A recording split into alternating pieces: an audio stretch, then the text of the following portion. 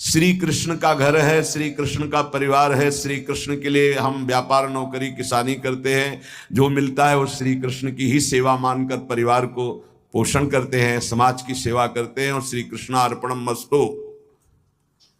सारे कार्य श्री कृष्ण को, सारा वस्तु सब सामग्री श्री कृष्ण की, तो त्वदीयम वस्तु गोविंदम तुभ्यमेव समर्पय, तो वही गति प्राप्त हो जाएगी जो एक वीतराग परमहंस सन्यासी को होती। पहला सिद्धांत है गृहम सर्वात्मना त्याज्यम, ये जीवन इसीलिए मिला भगवत प्राप्ति के लिए। पर तच्चेत युक्तम न शक्यते, यदि तुम्हारी ऐसी सामर्थ्य नहीं है तो तदर्पिताखिलाचारिता तद्विस्मरणेन परम व्याकुलतेत, सारे आचरण भगवान के लिए करो, परम पवित्र भगवान की आज्ञा का पालन करते हुए धर्मयुक्त आचरण करो, घर को भगवान का समझो, घर वालों को सबको भगवान का निज स्वरूप देखने की चेष्टा करो, समस्त संपत्ति आचरण व्यवहार सब कृष्णार्पणम कर दो, रात दिन भजन करते हुए अपने कर्तव्य का पालन करो, वही फल प्राप्त होगा। अगर श्री कृष्ण के प्रति ऐसा किया तो तुम्हारे समस्त अनर्थ और पापों का नाश हो जाएगा, तुम भगवत प्राप्त हो जाओगे। संगा सर्वात्मना त्याज्या साचेत युक्तम न शक्यते, वैसे सिद्धांत है किसी का संग मत करो, असंगोहम पुरुषा, किसी का संग, महाभागवतों के संग को मोक्ष का खुला हुआ द्वार बताया गया, ये किसी में नहीं है, ये महाभागवत जन है। यहां कह रहे संगा सर्वात्मना त्याज्य, ये शरणागति की बात हो रही। पहला है सर्वतज हरिभज, सामर्थ्य नहीं है तो समस्त आचरण घर परिवार भगवत अर्पित भाव से हर कर्म कृष्णार्पणम मस्तु, नाम जप, भगवत प्राप्त हो जाओगे। इसके लिए सावधानी है, संग का त्याग करो। कैसे संग का?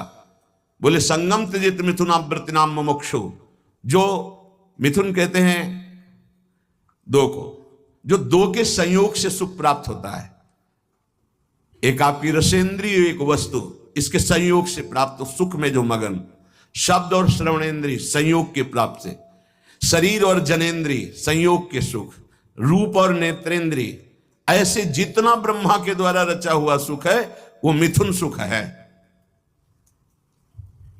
जो स्वा से मिलता है वो भगवदानंद है, जो पर से मिलता है वो मिथुन सुख है। जब हम भोगते तब सुख मिलता है, चाहे जिस इंद्री से हो। संगम त्यजेत मिथुन वृत्ति नाम मुमुक्षु, जो मुक्त होना चाहता है, भगवत प्राप्त करना चाहता है, उस शब्द स्पर्श रूप रस गंध का भोक्ता ना बन बैठे। कैसे फिर इससे निपटे? बोले भगवद अर्पित, भगवद अर्पित जीवन, भगवद अर्पित भोग, भगवद अर्पित विचार, मुक्त हो जाओगे। संगा सर्वात्मना त्याज्य, पूर्ण रूप से संग का त्याग कर दे, न विषय संग न विषयी पुरुष का संग, एकमात्र महाभागवतों का संग, भगवत प्रेमियों का संग फिर बड़ा दुर्लभ है। साचेत युक्तम न शक्यते, यदि तुम ऐसा नहीं कर सकते तो सासद्भी सह कर्तव्य संता संगम्य भेषजम, फिर ऐसा करो, जो सतमार्ग में चलने वाले व्यक्ति हैं केवल उन्हीं का संग करो, जिनके पास बैठने से भगवत चर्चा होती है, नाम जप की बात होती है, भगवत कीर्तन भगवत गुणानुवाद सुनने को मिलता है, बोधयंता परस्परम, ऐसा संग करो, चाहे स्त्री पुरुष घर गृहस्थी कोई भी हो, जिसके पास बैठने से भगवत चर्चा होती, भगवत नाम, ऐसे लोगों का संग करो। शासद भी सा कर्तव्य, यही कर्तव्य है कि जो सद आचरण करने वाले लोग हैं उनका। पहली बात तो संगम सर्वात्मना त्याज्य, पर ऐसा करना बड़ा कठिन, साचेत युक्तम न शक्यते, ऐसा सब नहीं कर सकते, तो बोले संग करो। फिर किसका? बोले सासद भी, जो सदमार्ग में चलने वाले हैं, जो अपने कर्तव्य का पालन करने वाले हैं। संता संगस्य भेषजम, और कहीं संत समागम मिल जाए तब तो भव रोग से निवृत्ति होने की औषधि है संतजन। संत समागम मिला मानो संस्कृति के चक्र का अंत हो गया। बड़े भाग पाई सतसंगा, विनय प्रयास होई भवभंगा। भार्यादिरनुकूलश्चेत् कारयेत् भगवत क्रियाः, उदासीने स्वयं कुर्यात् प्रतिकूले गृहं त्यजेत्, तत्यागे दूषणं नास्ति यतो विष्णु पराङ्मुखः। यदि आप गृहस्थी में फंस चुके हैं, अब आपको भगवत प्राप्ति कैसे हो? तो कह रहे हैं स्त्री आदि परिवार जो भी है सबको भगवत परायण होने की शिक्षा दी जाए। सब नाम जप करो। हमसे अगर तुम अपनापन रखते हो तो 10 मिनट ही सही, पर तुम नाम जप करो। भगवत प्राप्ति के लिए कैसे घर का माहौल होना चाहिए ये बता रहे हैं। भार्यादि अनुकूलस, पत्नी को अनुकूल बनाओ। अनुकूल बनाने का मतलब उसको शासन के द्वारा अनुकूल नहीं बनाया जाता, किसी को प्रेम के द्वारा अनुकूल। प्रेम की भाषा बिना पढ़े लिखे लोग भी जानते हैं, पशु भी जानता है। छोटा बच्चा है, दुलार करो प्रेम से, ऐसे पुचकारो, किलकारियां मानने लगेगा। अभी उसको कोई ज्ञान नहीं, लेकिन प्रेम की भाषा वो भी जानता है। फिर वो तो अर्धांगिनी पत्नी है। लोगों के हृदय में पता नहीं क्या धारणा बैठ गई है। पुरुष रूप में हो गए तो अपने को पता नहीं ब्रह्म मानते क्या मानते हैं, कि लड़की वाला ब्याह करने आ रहा है, तुमको अपनी बेटी तुम्हारे घर में भेज रहा है, तुम्हारे जीवन भर के लिए तुम्हारा साथी चुन रहा है, तो लड़की वाले की तरफ ऐसी भावना की जाती मानो कोई पाप करके आया, कि आज मेरी पुत्री सुंदर है, पढ़े लिखे है, पर हमारे पास धन नहीं, तो जहां जाता हूं अपमान होता है। नहीं, इतने में तो नहीं होगा ब्याह। तुम्हारा केवल लड़का है इसलिए तुम इतने गर्व में हो? क्या है तुम्हारे लड़के में कौन सी खास सी बात है? केवल लिंग परिवर्तन है तो स्त्रीलिंग में, वो पुरुष लिंग में, वो उसकी संतान है, वो तुम्हारे सामने झुक के दे रहा है। जो भेंट दे दे अपनी पुत्री को भाव से, वो बात अलग। तो वो अपने को गर्व मानते कि लड़का हो गया तो इतना दहेज लेंगे, और पर्चा ऐसे बनाते जैसे दुकान वाला व्यापारी पर्चा बनाता है, इतना इतना इतना, अब ले लो। तो ऐसे दूल्हे का हाथ पकड़ करके लड़की वाले को घर ले जाना चाहिए कि राधे श्याम, क्योंकि हमने पैसा दिया है। कैसा विचार समाज का है। तुम अपनी कमाई से सुखी नहीं होना चाहते हो, अपनी पुत्री दे रहा है, कुछ ना कुछ भाव से अपनी पुत्री को दे रहा है। तुम्हारा क्या भाव है? लड़के पक्ष वाले ऐसे गर्व में होते हैं मानो त्रिलोक विजयी हो गए हो, लड़का हो गया तो। इसीलिए हमारे समाज की धारणाएं पापों को बढ़ावा दे रहे हैं। पुत्री हुई तो उसको किस भाव से देखा जाता है, किस भाव से? अगर लड़की न हो तो पैदा कहां से हो? विचार कीजिए।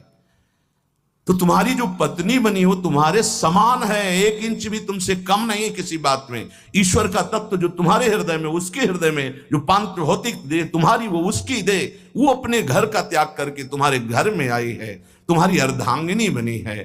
तो चाहिए कि तुम्हें प्यार के द्वारा अनुकूल, भार्यादि अनुकूल चेत कार्य भगवत क्रिया। प्रेम में बड़ी सामर्थ्य है। किसका परिवर्तन प्रेम से नहीं हो सकता है? कभी समाज में अगर ये बात समझ में आ जाए कि ये दहेज लेना नरक जाने का कार्य है। बोले अमुक ने दहेज, उन्होंने मांगा नहीं था, स्वतः अपनी पुत्री के लिए दिया था। किसी को भी अगर हमारे व्यवहार में पुत्री के साथ बहुत सी सामग्री उत्साह के साथ देने का भाव तो उनके पास है और उन्होंने दिया अपनी पुत्री को, तो आपने मांगा तो नहीं, वर पक्ष ने मांगा तो नहीं, आज बेचा जाता है। कैसी समाज की दुर्व्यवस्था है। ना सत्संग सुनते हैं, ना शास्त्र समझते हैं।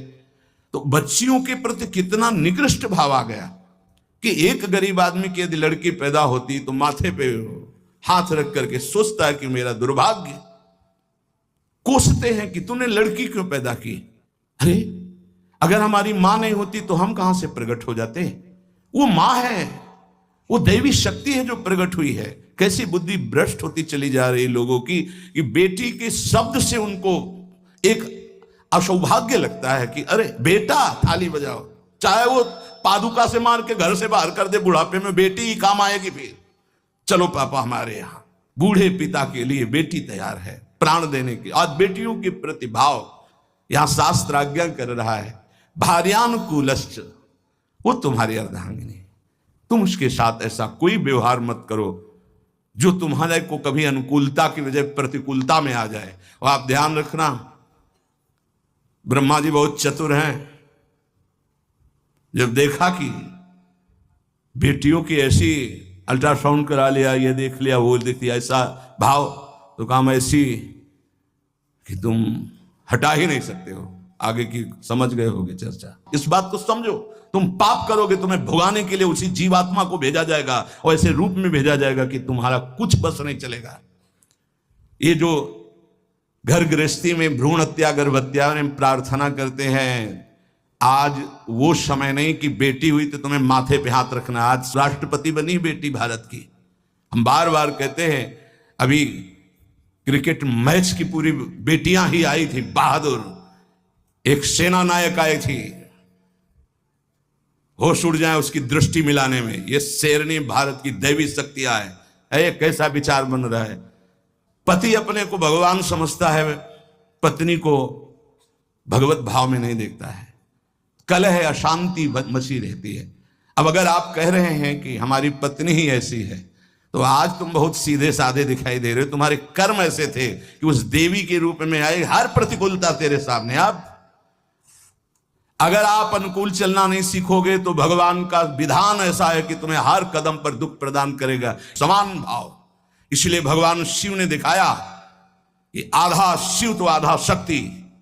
यही स्वरूप सब शिव स्वरूप हैं, सब भगवत स्वरूप है। यही होना चाहिए। अर्धांग पे विराजमान अंबा, और इधर भगवान शिव, इधर अंबा का स्वरूप वही है, दूसरा कोई नहीं है। भगवान ही पत्नी के रूप में है। शास्त्र आज्ञा कर रहा है भगवत प्राप्ति के लिए, भार्यादिर अनुकूलश्च, पहले पत्नी को अनुकूल बनाओ। भगवान को अनुकूल बनाने के लिए परिवार में भगवत भाव पहले लाओ। कलह अशांति, ऐसे प्रेम में बहुत बड़ी ताकत है। इसीलिए हम कहते हैं आज हमारे जो भागवतिक प्रेम की तरफ चलने की बात जाने दो, सांसारिक प्रेम का नाश हो रहा है। ये जो चला है ना आजकल, बच्चा बच्ची का इधर उधर का भाव, ये सब ये प्रेम का प्यार का नाश कर रहा है। जो समर्पण होना चाहिए वो बिल्कुल बहुत सावधान, दोनों पक्ष को सावधान होने की जरूरत है। भगवत प्राप्ति गृहस्थी में कैसे करनी है तो बता रहे हैं कि भार्यादि अनुकूलश्चेत कारेत भगवत क्रिया, दोनों मिलकर के भगवत क्रिया करो। पति पत्नी मिलकर धर्म अनुष्ठान करते हुए, घर गृहस्थी के कार्य भगवत समर्पित करते हुए, दोनों नाम जप करते हुए। देखो अभी ये जो आप गर्भ हत्या, भ्रूण हत्या, गर्भपात करते हैं, आपका नाश कर देगा। आपको पता नहीं, ऐसी जगह आपको पीटेगा कि आप न बता पाओगे न रो पाओगे। हमारी प्रार्थना मान लेना, ये जो गर्भस्थ शिशुओं के साथ अत्याचार होता है, इसका परिणाम बहुत बुरा होता है। महान तेजस्वी अस्वस्थामा ब्रह्म ऋषि, गर्भस्थ शिशु परीक्षित पर प्रहार किया तो ब्रह्म तेजहीन करके मुंडन करवा कर, आज भी वो त्राहिमाम बोलता हुआ जहां भी होगा अस्वस्थामा, आज भी वो परेशान घूम रहा, केवल गर्भस्थ शिशु परीक्षित पर ब्रह्म अस्त्र का प्रयोग करने के कारण। और आप तो प्रयोग के, आप तो मार देते हो, आप नष्ट कर देते हो। सत्संग में आए इसलिए सबसे प्रार्थना है, अगर गर्भ हत्या की है तो उसका प्रायश्चित कर लो, और भूल से भी आगे कभी ऐसा मत करना। संयम से रहो, ऐसा कोई कार्य मत करो जिसमें पापाचरण हो जाए और भगवत प्राप्ति के लिए तुम्हारा उत्साह ही कभी ना बने, ऐसे पाप बन जाए। भार्यादि अनुकूलश्च, ये हम इसलिए कि कई घटनाएं देखे। हम निमुआ घाट कानपुर में गंगा के किनारे, प्राय जहां एकांतिक घाट होते थे तो वहां व्यवस्थाएं, जैसे जो है आश्रम है तो एक भिक्षा मिल गई, दूर कुटिया कई बनी हुई संतों की खाली है, तो कुछ वर्ष वहां रह जाते थे, वहां रुके। तो आसपास के बड़े जो वैष्णव प्रवृत्ति के थे, भक्त प्रवृत्ति के थे, वो प्राय संतों का संग करने आया करते थे। उसमें एक बहुत ही धनी मानी ब्राह्मण आते थे। एक दिन वो अपनी बेटी को लेके आए तो ऐसे जली हुई पूरी आधी थी, आधा बहुत सुंदर स्वरूप था, आधा सब जला हुआ। तो उसकी आकृति देखकर कहा ऐसा कैसे हो गया। तो उन्होंने कहा कि ये जितनी इधर सुंदर है ऐसे पूरी सुंदर थी। खूब हमारे पास धन था उस समय, बताया शायद है कि 30-35 वर्ष पहले ब्याह किया था रुपया देके खूब।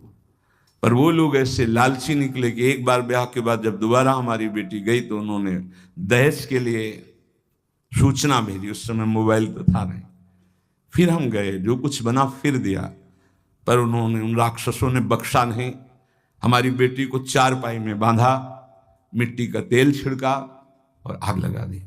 अर्थ के लोभ से आग लगाई तो भगवान की ऐसी कृपा, जहां गांठ थी वहीं से आग प्रारंभ हुई, जो रस्सी की गांठ थी।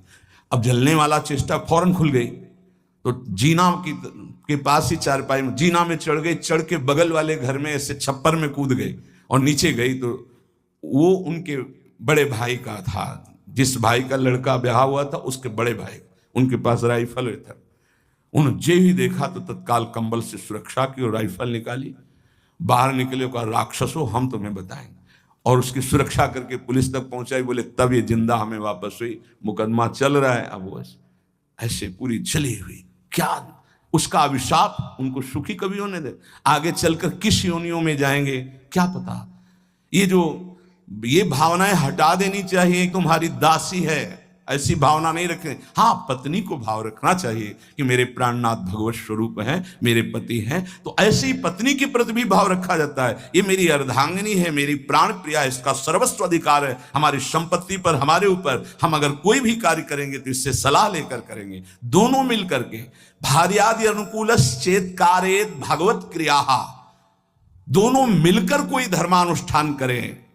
अकेले का गृहस्थी का विषय है, अकेले तुम बोले हम जा रहे हैं मुक्ति, नहीं, पहले अनुमति लीजिए। यहां तक कि महापुरुषों ने सन्यास भी लिया है तो पहले मनाया है, अनुमति ली है। जब उन्होंने अनुमति दे दी तब आगे की क्रिया हुई। माता से अनुमति और पत्नी से अनुमति अत्यंत आवश्यक है। अगर मां विराजमान है तो उसका आदेश, और पत्नी विराजमान तो भले वृद्धा हो गई है पर उसका अधिकार। हमारे शास्त्र में लिखा है यदि वो वानप्रस्थ में जाना जाता है तो ऐसे बात की करे पत्नी से कि यदि आप अपने पुत्रों के साथ रहकर जीवन व्यतीत करना चाहते तो मुझे आदेश करें, मैं तप के द्वारा अपने जीवन को भगवान में मिलाना चाहता हूं। और यदि आप हमारे साथ चलना चाहते तो आपका स्वागत है, हम दोनों बैरागी होकर चले। वो जैसा अनुमति दे ऐसा शास्त्र आज्ञा करता है। ऐसे नहीं है मनमानी कि हम स्वतंत्र हैं किसी भी तरह। अगर कोई धर्मानुष्ठान करते हो, पत्नी आपकी है, वो आपका साथ ना दे वो बात अलग है। अगर वो आपके अनुकूल चलती है और आपने कोई धर्मानुष्ठान किया, पत्नी को साथ नहीं ले गए, तो अपने आप उसका ट्रांसफर हो जाएगा उसके पास।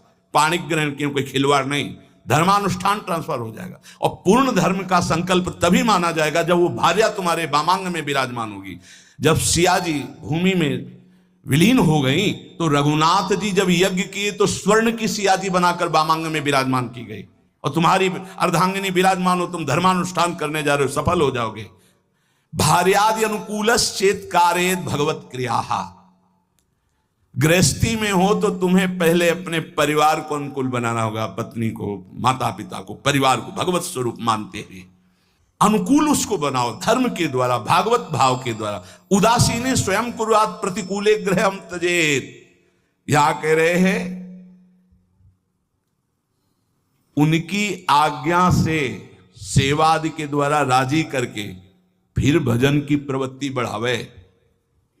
पहले पत्नी को अनुकूल करे, परिवार को अनुकूल, जो भगवत प्राप्ति का रास्ता है। ऐसा नहीं जैसे एक दो लोग आए कि अब हम तो नहीं, दोनों राजी तो राजी, नहीं तो धर्म से चलो जैसी धर्म आज्ञा करती। पाणिक ग्रहण के समय ये श्रुतियां, ये शास्त्र जो साक्षी बनाए गए थे वो पति पत्नी के भाव से बनाए गए थे।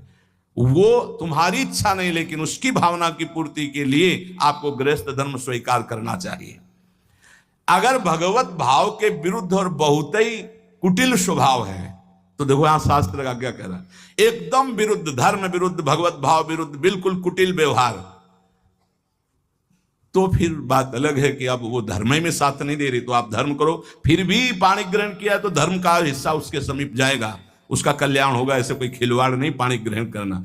जो परांगमुख, भगवत परांगमुख, भगवत विमुख है, वो कोई भी हो, फिर तो जाके प्रिय, ये सिद्धांत तब लागू, जाके प्रिय न राम वैदेही तजिए ताहि कोटि वैरीशम जद्यप परम शनेहि। अनुकूलस्य संकल्पाः प्रतिकूल विसर्जनम रक्षस्यतीति विश्वासो भरतत्वे वर्णे यथा आत्मनैवेद्य कार्पण्ये षड्विधा शरणागते। अब शरणागति का स्वरूप समझिए। प्रभु के अनुकूल सदैव चलना, इस शरणागति का संकल्प कर लेना चाहिए। जो गीता में, भागवत में, जो गुरुजनों ने, संतों ने आदेश किया है वो प्रभु के अनुकूल है। श्री कृष्ण अनुकूलेन प्रतिकूलस्य विसर्जनम। भगवान के, गुरु के, संतों के वाक्यों के प्रतिकूल कभी न चलना। अनुकूलस्य संकल्पाः, ये जीवन भर के लिए संकल्प लिया जाए अपने लोग मिलकर कि प्राण चाहे चले जाएं, धर्म के विरुद्ध आचरण नहीं करेंगे। प्रतिकूलस्य विसर्जनम, प्रतिकूल आचरण कभी हम प्रभु के नहीं करेंगे, प्रतिकूल आचरण नहीं करेंगे। भूल न दें कुमारग पाओ, और रक्षित विश्वास हो, मेरे भगवान मेरी रक्षा करेंगे, पक्का विश्वास बना लो। शरणागति की तरफ कदम बढ़ाने के लिए ये पक्का विश्वास बना लो, भगवान मेरी रक्षा। कई जगह ऐसी देखा है। एक जगह हम फूल चयन कर रहे थे प्रभु के लिए। अब चित्तवृत्ति प्रियाजू में फूलों को देख, ये फूल ऐसा, और कदम आगे बढ़ रहे थे और वो वाकूफ था, जैसे किसी ने हमको ऐसे रोक दिया। अचानक दृष्टि ऐसे ऐसे रुका, जैसे मानो कोई धक्का मार, तो एकदम ऐसे अगला कदम जो गिरने वाला था, वो एक एक कदम पे प्रभु, एक एक कदम पे, पूरे जीवन की बात करें, एक एक कदम पे प्रभु ने रक्षा की, प्रभु ने ही रक्षा की। तो रक्षि स्थिति विश्वासो, दृढ़ विश्वास करो, जिनकी तुम शरण में हो, तुम्हारे को हर समय देख रहे, तुम्हारी रक्षा करेंगे। कभी अगर ऐसी घटना दिखाई दे कि भगवान ने भक्त की रक्षा नहीं की, तो पहली बात है कि बाहरी आडंबर है, भक्ति में विश्वास निष्ठा नहीं है। पहली बात मान लीजिए। बाहर से कभी कभी इतना लुभावना स्वरूप होता है कि हनुमान जी जैसे परम ज्ञानी भी लुभायमान हो जाते हैं। जिस समय वो राम राम का कीर्तन कर रहा था, संत भेष था, पर्णकुटी थी, सरोवर था, बिल्कुल फिट ऐसा लग रहा था, जन्म जन्मांतरों से ऋषि ही है, वो है कालनेमी राक्षस था ना। हनुमान जी जैसे परम ज्ञानी प्रभावित हुए कि नहीं हुए? जाके प्रणाम किया, बोले मैं बैठे बैठे देख रहा हूं, अब रावण का पार्षद, उसको पता है युद्ध हो रहा है। बोले राम रावण युद्ध हो रहा है। महाराज आप, मुझे पता है आप संजीवनी बूटी लेने जा रहे हैं। अरे महाराज आप तो त्रिका लग गए। बोले हाँ, तुमको भी त्रिका लग बना सकता हूं। महाराज आदेश करो। वो नहा के आओ, गुरु मंत्र दे रहे हैं। बिल्कुल भोले भगत की तरह हनुमान जी महाराज है। स्नान करने गए तो रघुनाथ जी ने प्रेरणा करी मकरी को, जब पकड़ा हनुमान जी को, हनुमान जी ने मुष्टिका का प्रहार किया, तो देवी की रूप, अप्सरा के रूप में प्रकट हुई और कहा यह राक्षस है, भगत नहीं है।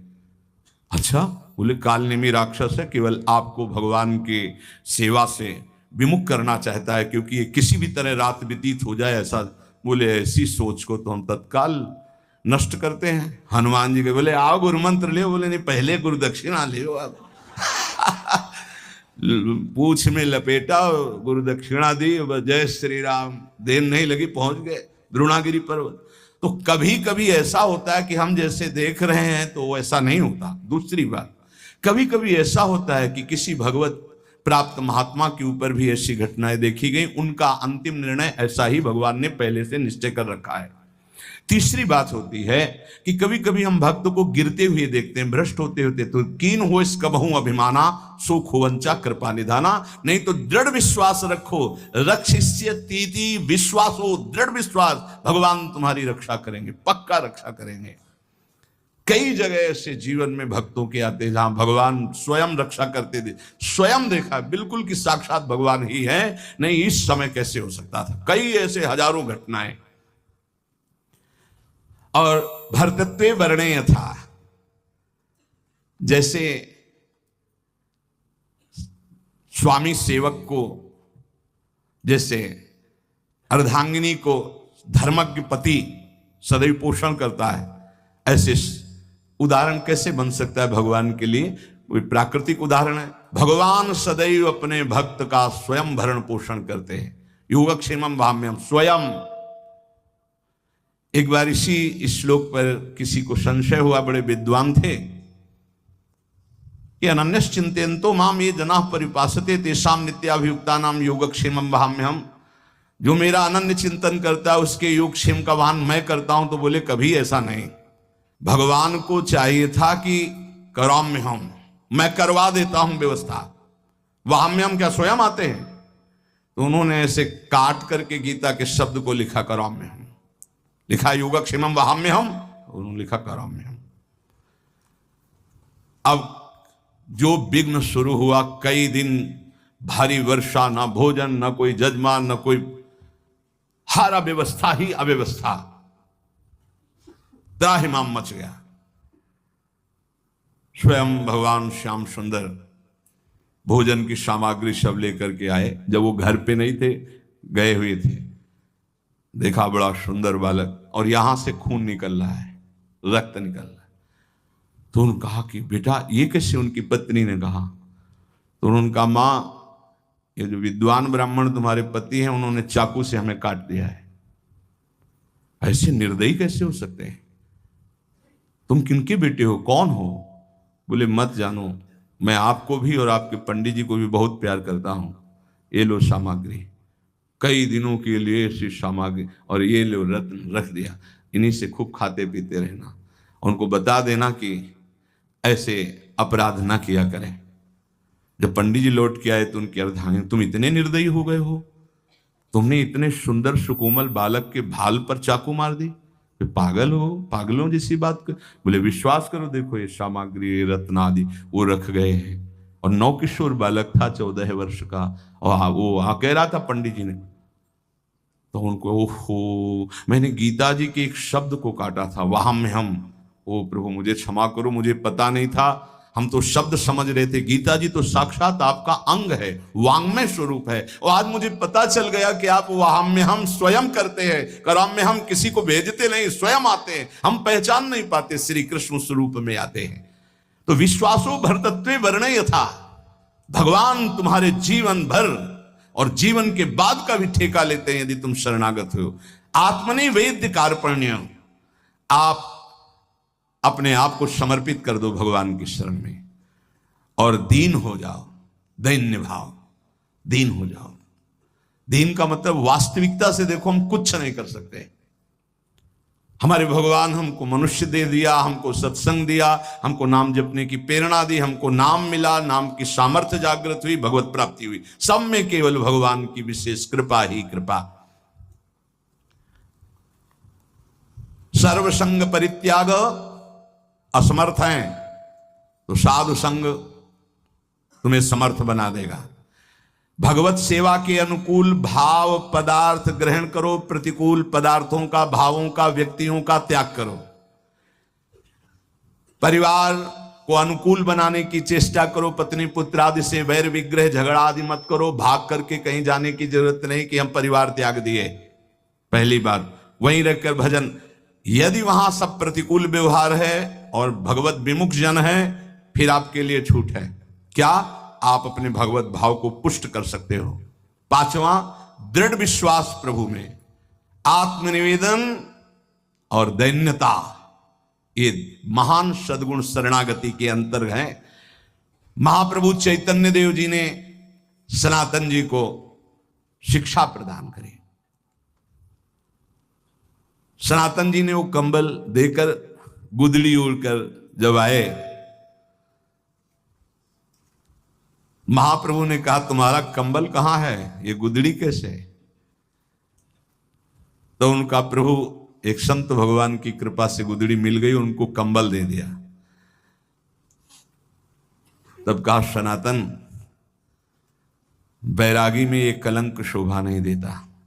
अर्थात वैराग्य भाव में महंगे महंगे आभूषण, महंगे महंगे कपड़े, महंगे महंगे सब शोभा नहीं देता। स्वयं का कुछ नहीं, चाहे जैसे ले जाओ, चाहे जैसे छोड़ दो। कभी महलों में बैठ के भोजन पा रहे तो कभी फुटपाथ में पा रहे। ना महल से मतलब है, ना फुटपाथ से मतलब है। जब तुमने श्री कृष्ण को अपना मान लिया और त्याग के मार्ग पर चल पड़े, तो मुझे बार बार ये कंबल चुभ रहा था कि ये कलंक वैराग्य में क्यों। ये भूटानी कंबल वैरागी को शोभा नहीं देता, महाप्रभु ने कहा।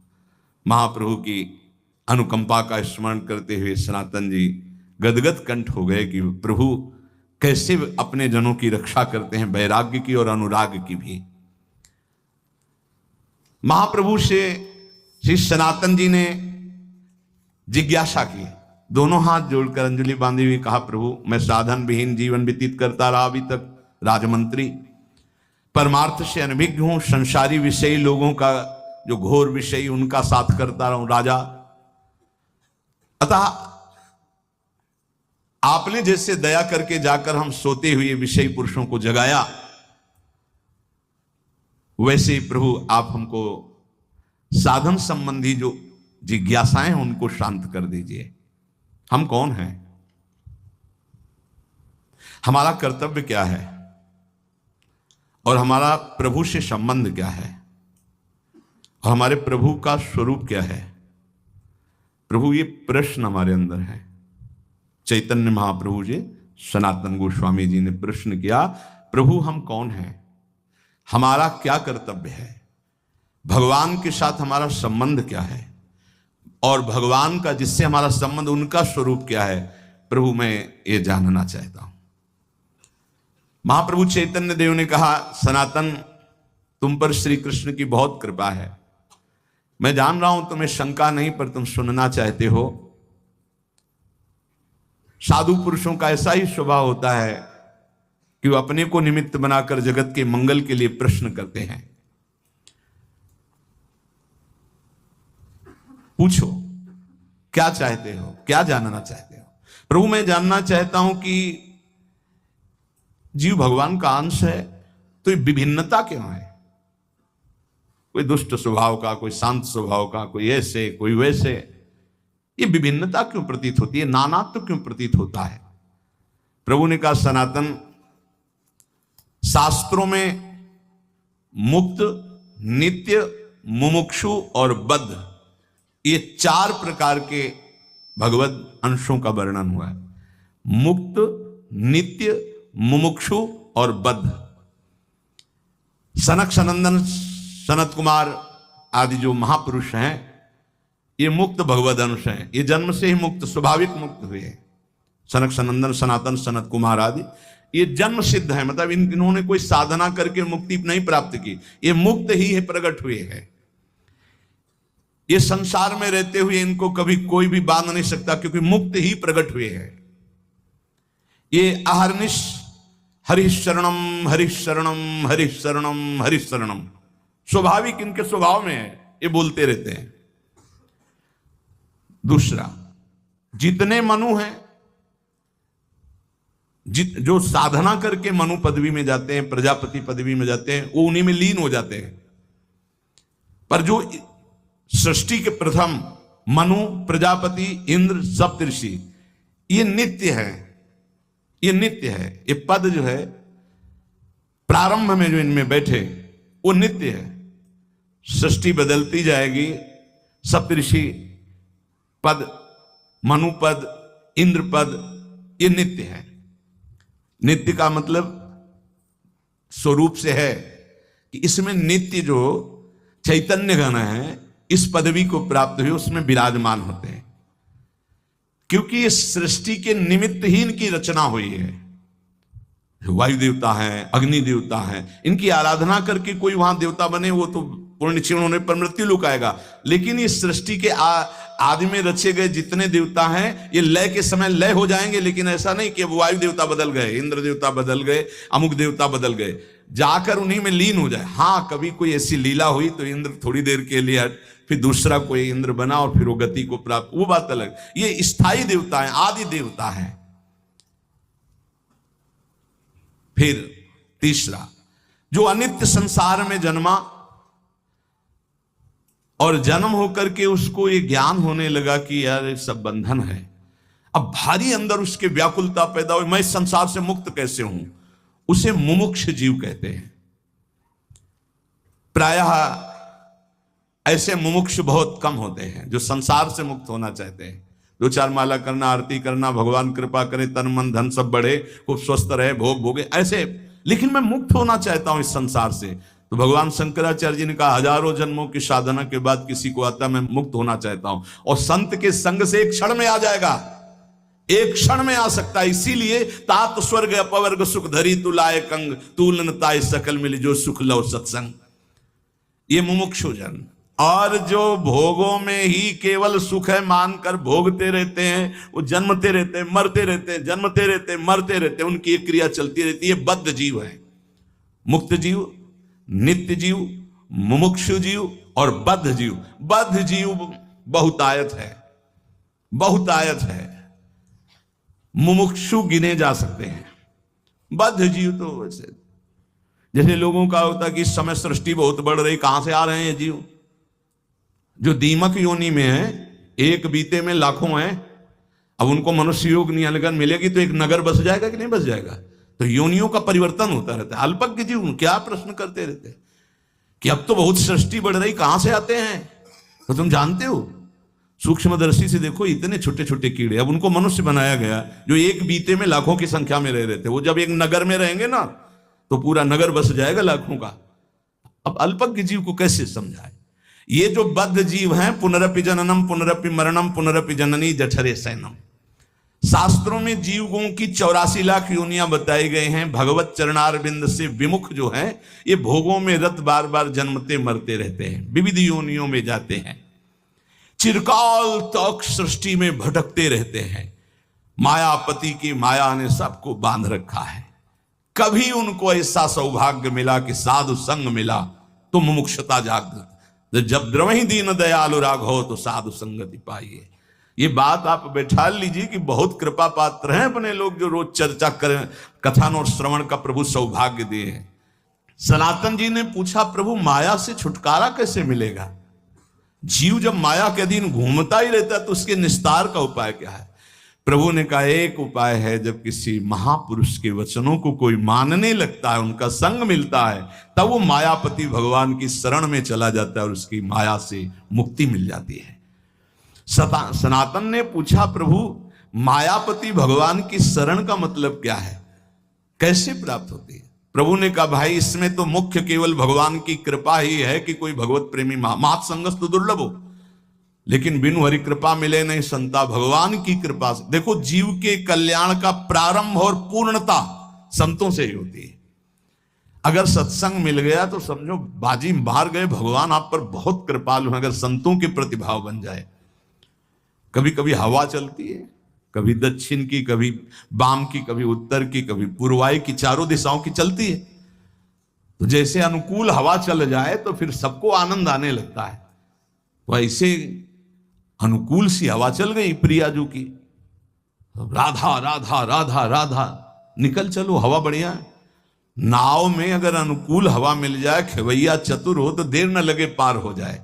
तो खेवैया है प्रिया प्रीतम, नाम रूपी नौका, और आप अपने सब बैठे हैं और भगवान की अनुग्रह रूपी हवा चल रही, निकल चलो, बढ़िया अवसर है। जब किसी पर भगवान की कृपा होती तो उसकी पहचान क्या होती? बोले, उसे संतों की बात पर विश्वास होने लगता है और शास्त्र की कृपा उसके ऊपर बरसने लगती है। शास्त्र स्वाध्याय करने का मन होता है और फिर वो भगवान की कृपा मनाता है कि संत मिल गए, शास्त्र स्वाध्याय में रुचि हुई, नाम जप होने लगा। प्रभु आपकी बड़ी कृपा, वैसी कृपा कर दो कि हृदय निर्मल हो जाए, ये काम क्रोध लोभ मोह प्रभु आपसे विमुख, वो प्रार्थनाएं करने लगता है। बिल्कुल ऐसा ही है, एकांतिक में दृश्य आते हैं, प्रार्थना शुरू हो जाती है। सनातन ने कहा, प्रभु मैं जानना चाहता हूं कि जीव प्रभु से विमुख होकर क्यों योनियों में भटकता है? पृथ्वी में तो हमने ऐसे वैभव भोग ऐश्वर्य देखे सब, पर प्रभु किसी में शांति नहीं, दुख ही दुख है। स्वर्गलोक में भी तो नाम मात्र का केवल दिखावटी सुख है, बाद में फिर मृत्यु लोक। प्रभु अंतिम शांति कहां जाकर मिलती है? प्रभु ने कहा, सनातन चींटी से लेकर ब्रह्मा तक सब मायाबद्ध है, माया में बंधे। स्वर्ग क्या ब्रह्मलोक तक शांति नहीं, परम शांति तो प्रभु श्री कृष्ण के चरणों के चिंतन में, नाम कीर्तन में, नाम जप में है। किसमें परम शांति है? प्रभु श्री कृष्ण के चरणों के चिंतन में, नाम जप में, नाम कीर्तन में। बोले ये भोग ले तो चित्त शांत हो जाएगा। अरे त्यागात शांति अनंतरम, भोगात शांति अनंतरम नहीं है।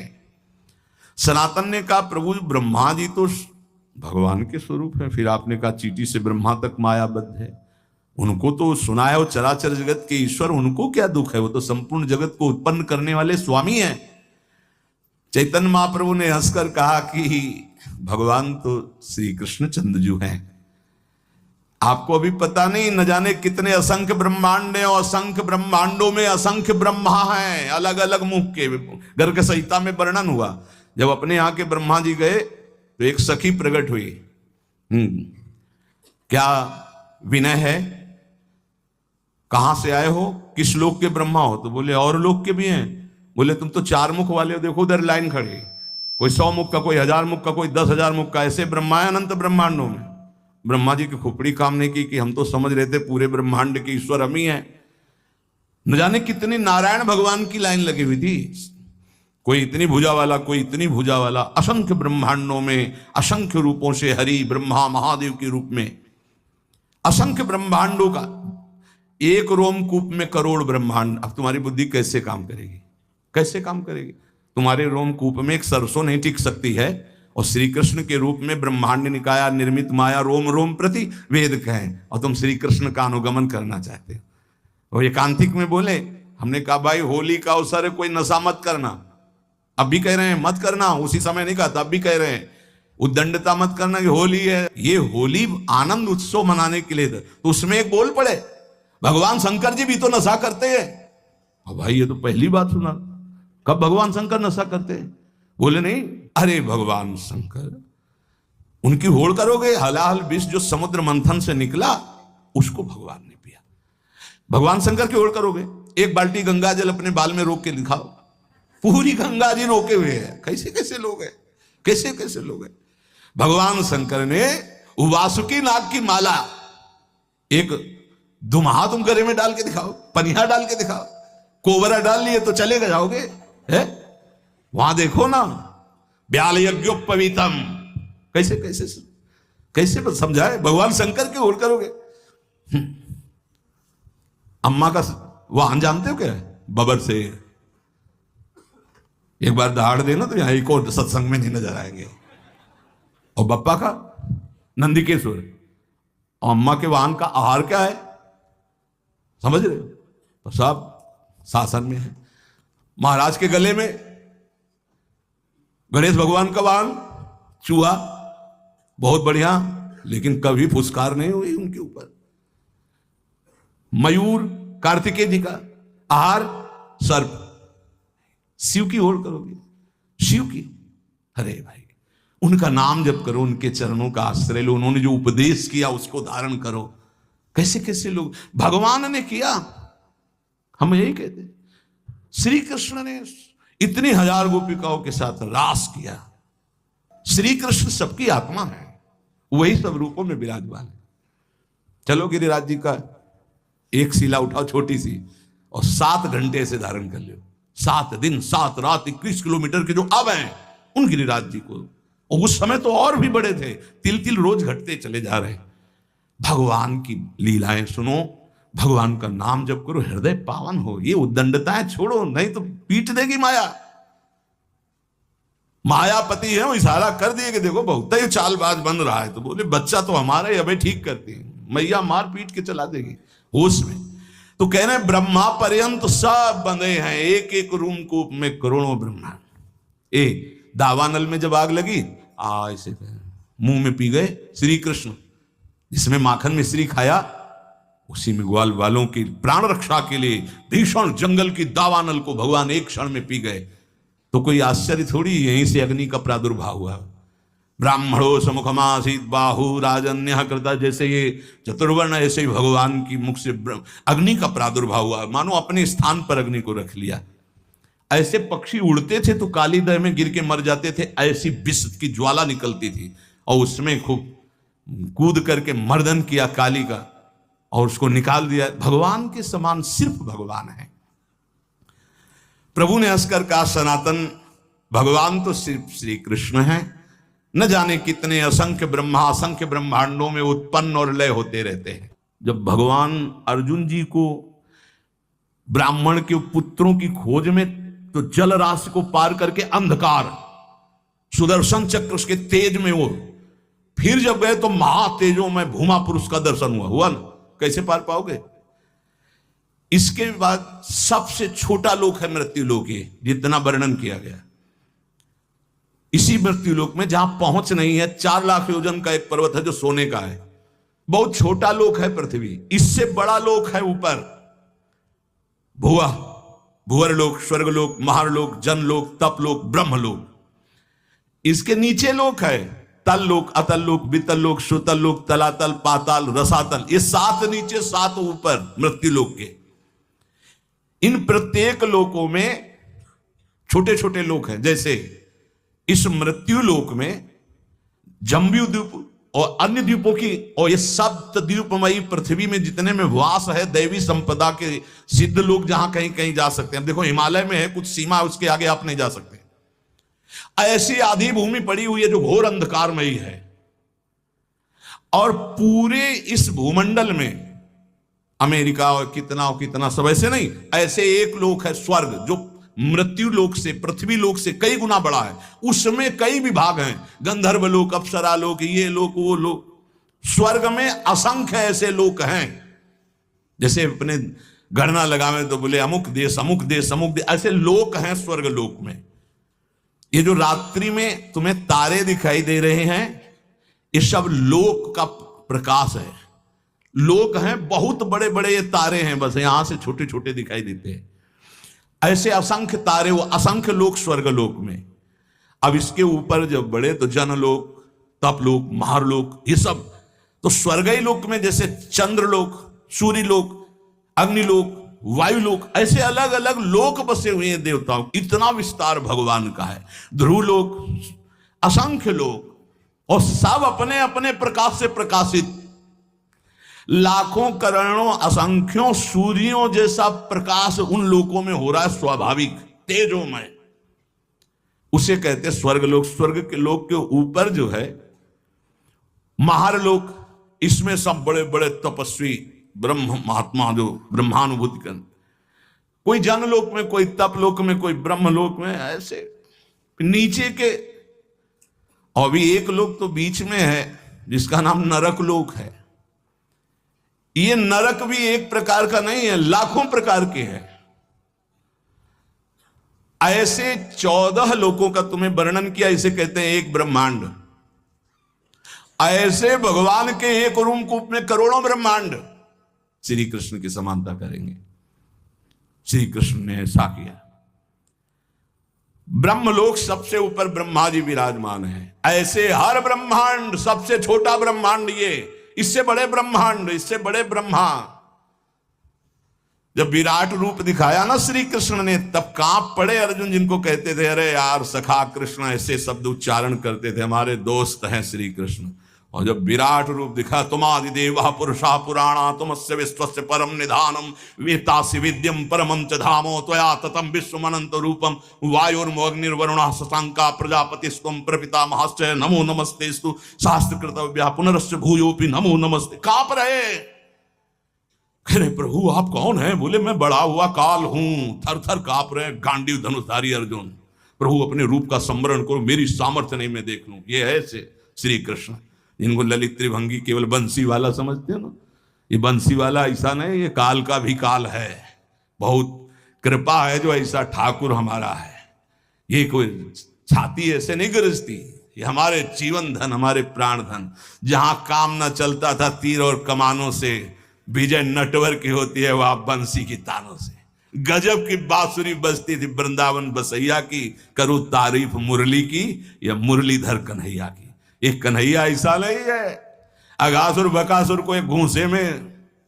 आप ऐसे स्वामी के सेवक हैं, विश्वास कीजिए। ये केवल माखन मिश्री खाने वाला नहीं है, नहीं, ये जहर को भी बहुत आराम से पी करके पचा लेता है। पूतना के स्तन में लगा हुआ काली दह का भी, आग को भी पचा लेता है। स्वामियों का भी स्वामी है। जब ये समझ में आ जाएगा तुम किसके दास हो ना, कभी उदास नहीं होगे, छाती फूली घूमेगी, गर्भ में रहोगे। हम श्यामा श्याम के ऐसे खिलवाड़ मत समझो। अनंत ब्रह्मांडो जय श्री हरिवंश करत अपनो जस प्रगट अखिल ब्रह्मांडन। यही है जो अखिल ब्रह्मांडों के स्वामी हैं। तो आप समझ पाए सनातन जी, सबसे छोटा लोक ब्रह्मांड ये, और इसके स्वामी ब्रह्मा जी। ऐसे अनंत ब्रह्मांड, अनंत ब्रह्मा। प्रभु अब हमारी समझ में आ रहा है। पर ये आपने कहा ब्रह्मा जी को भी डर लगता है, तो ब्रह्मा जी को किससे डर लगता है? तो बोले ब्रह्मा जी की भी अपनी 100 आयु है, अपने वर्ष की 100 वर्ष की है ब्रह्मा जी की आयु। प्रभु ब्रह्मा जी की अपनी आयु का मतलब क्या है? क्या हमारे वर्ष से ब्रह्मा जी के वर्ष में अंतर है? प्रभु ने कहा अच्छा तुम हिसाब लगाओ। बहुत समय का वर्णन। जो किसी प्रकार ना दिखे, जिसके किसी तरह भी विभाग ना हो, उसे अणु कहते हैं। जिसका विभाग न किया जा सके अणु कहते हैं। 2 परमाणुओं का एक अणु होता है। 3 अणुओं का एक त्रिश्रेणु होता है। त्रिश्रेणु झरोखे में जब सूर्य की किरणें आती है, जो छोटे छोटे उड़ते दिखाई देते हैं, उसे त्रिश्रेणु कहते हैं। वो इतना हल्का होता है कि कभी पृथ्वी में गिरता ही नहीं, वो उड़ता ही रहता है, वह घूमता रहता है, केवल सूर्य के झरोखे में दिखाई देता है। देखा होगा ऐसे छोटे छोटे कण। जितनी देर में 3 त्रिश्रेणु ऐसे, उसे त्रुटि कहते हैं। 1 2 3 जैसे त्रिश्रेणु हो, एक बिंदु एक बिंदु एक बिंदु, पहला वाला 2 को क्रॉस कर पावे, उसे त्रुटि समय को कहते हैं। ऐसी 300 त्रुटियों का एक बोध होता है, और 3 बोध का एक लव समय माना गया है, और 3 लव का एक निमेष, निमेष कहते पलक झपकने को। ये लव के 3 जोड़े जाए तब निमेष होता है। 3 निमेष का एक क्षण होता है। 5 क्षण की एक काष्ठा होती, 15 काष्ठा को एक लघु कहते हैं, और 15 लघुओं को एक घड़ी कहते हैं। 24 मिनट। 2 घड़ियों का एक मुहूर्त होता है। 6 या 7 दिन के घटने बढ़ने कारण 6 या 7 घड़ी होने पर मनुष्यों का एक प्रहर होता है। 4 प्रहर का दिन और 4 प्रहर की रात्रि होती है, इसलिए 8 प्रहर की एक दिन रात्रि मानी गई है। ऐसे 7 दिन रात्रि का एक सप्ताह होता है, और 15 दिनों का एक पक्ष होता है। शुक्ल पक्ष और कृष्ण भेद से पक्ष 2 हैं, शुक्ल पक्ष और कृष्ण पक्ष। 2 पक्ष का एक महीना होता है, और 2 महीने की एक ऋतु होती है, और 3 ऋतुओं का एक अयन होता है। 2 3 6 महीने का उत्तरायण और दक्षिणायन भेद से है, इसलिए 2 अयनों का मनुष्य का 1 साल होता है। इतनी गणना 1 साल। उत्तरायण देवताओं का एक दिन होता है, दक्षिणायन देवताओं की एक रात्रि होती है। हमारे 6 महीना गए, उनकी एक दिन एक रात्रि, हमारे 6 महीना और 6, तो 1 साल गया। एक दिन रात्रि में हमारे 1 साल गए, उत्तरायण और दक्षिणायन। और जिसे हम वर्ष कहते हैं, देवताओं का एक दिन होता है। देवताओं के 24 घंटे, हमारे 1 साल। देवताओं के 360 दिन का एक देव वर्ष होता है। देवताओं के 360 दिनों का एक देव वर्ष होता है, जिसे दिव्य कहते हैं। देवताओं के वर्षों से 4000 वर्ष का सतयुग होता है। देवताओं के वर्षों से 3000 वर्ष का त्रेता होता है, 2000 वर्ष का द्वापर, 1000 वर्ष का कलयुग। देवताओं के हिसाब से देवताओं का एक दिन रात 24 घंटे, और हमारे 1 साल दक्षिणायन उत्तरायण मिला के, तो 1000 वर्ष कलयुग का। तो जब हमारे वर्षों में गणना की गई तो 4,32,000 वर्ष आए कलयुग के हमारे वर्षों में। ऐसे ये एक युग बीतने के पश्चात दूसरा युग तुरंत नहीं लगता, उसकी संधि को संध्यांश कहते हैं। वो भी समय होता है उसमें। जैसे सतयुग का 800 वर्ष का संध्यांश होगा, सतयुग, फिर 800 वर्ष कोई युग नहीं संध्यांश, फिर त्रेता युग लगेगा। त्रेता में 600 वर्ष का संध्यांश, द्वापर में 400 वर्ष का, कलयुग का 200 वर्ष का संध्यांश। चारों युगों को मिलाकर के एक चौकड़ी कहते हैं। देवताओं के 12,000 वर्ष की एक चौकड़ी होती, मनुष्य के 33,20,000 वर्ष, 33,20,000 वर्ष की एक चौकड़ी होती है। ऐसी चौकड़ी जब 71 बार बीत जाती तो मनु बदलते हैं। एक मनवंतर में इंद्र, मनु, सप्तऋषि ये बदल जाते हैं। क्या मतलब है, क्या समझो ये सृष्टि का। ऐसे 14 मनवंतर बीत जाते हैं तब ब्रह्मा जी का एक दिन होता है। 14 बार मनु बदलते हैं, देवराज, इंद्र, मनु, सप्तऋषि एक दिन में ब्रह्मा जी के 14 बार। 33,20,000 वर्ष की एक चौकड़ी। ऐसी 71 चौकड़ी जब बीतती है तब एक मनवंतर होता है। एक मनवंतर में एक मनु, सप्तऋषि, इंद्र ये बदल जाते हैं। ऐसे 14 मनवंतर व्यतीत होने पर ब्रह्मा जी का एक दिन होता, 14 मनवंतर की एक रात्रि होती। एक मनवंतर 33,20,000 वर्ष की एक चौकड़ी, ऐसी 71, तब जाकर के एक मनवंतर व्यतीत। मतलब होगा क्या, मच्छर की तरह है अपने ब्रह्मा जी के सामने। उनमें एक दिन में 14 इंद्र, 14 मनु, 14 सप्तऋषि बदलते हैं ब्रह्मा जी के। वो दिन में काम करते हैं, उसे कल्प कहते हैं, और रात्रि में सोते हैं, उसमें सृष्टि का संहार होता है। इसे प्रलय करते हैं, महाप्रलय नहीं। रात्रि में सब सृष्टि का संहार करके सो जाते हैं, दिन फिर हुआ, फिर काम में लग गए, फिर सृष्टि नहीं रची गई, फिर शाम के विनाश कर दिया। ये लीला ब्रह्मा जी की एक दिन में। तो एक दिन का मतलब समझ दो कितना, 71 चौकड़ी के बाद एक मनवंतर, एक मनवंतर में इंद्र मनु सप्तऋषि बदल जाते हैं। ऐसे 14 मनु 14 इंद्र रोज बदलते हैं। ये दिन की लीला, और रात्रि में सब समाप्त करके सो गए। ऐसे ब्रह्मा जी के 100 वर्ष, 100 वर्ष, ये एक दिन का खेल है। ऐसे 100 वर्ष। जिस प्रकार दुकानदार दिन में दुकान फैलाता और रात्रि में समेट लेता है, ऐसे रोज ब्रह्मा जी सृष्टि रचते हैं और रोज रात्रि के समेट लेते हैं।